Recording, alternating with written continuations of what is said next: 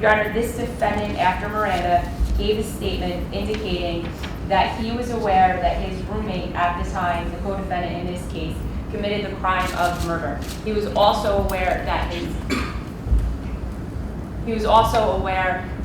his roommate, the co-defendant in this case, had planned out the execution of this little girl for at least 6 months prior to the crime's commencing.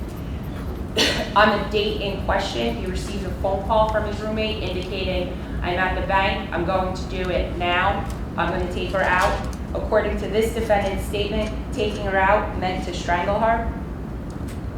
He was at work, he returned from work and was home in the residence that the two men shared together. The co-defendant came home and said, dude, I did it, we'll go there later, but I need you to go there now and hide her body, remove it from the house, and look for my cell phone, which I left there. At some point after his roommate, the co-defendant in this case, requested him to go to the victim's home, he did.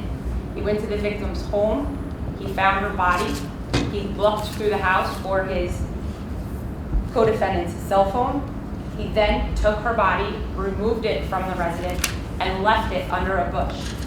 He left the residence without the phone, went back to his home that he shared with the co-defendant. His co-defendant, who had been at work, came home, asked him, did you do it? He said, yes, but I did not find the phone. A second trip back to the residence by the co-defendant, where the co-defendant continued to look for his phone. They had a conversation. At some point, it was determined that both of the gentlemen would go back to the victim's residence to remove, at this point it is believed, money, as well as the victim's body from the backyard.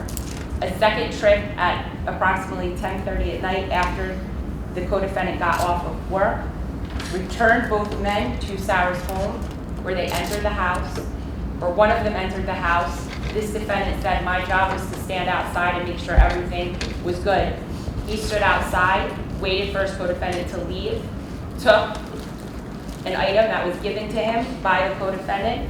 They returned to their cars, left items by a fence, then went back and got Sarah's body that had been at this point lying outside for approximately 8 hours.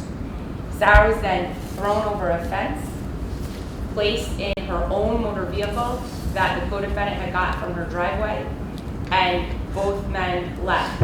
This defendant in his own car, where they had agreed to meet at the Belmar Bridge.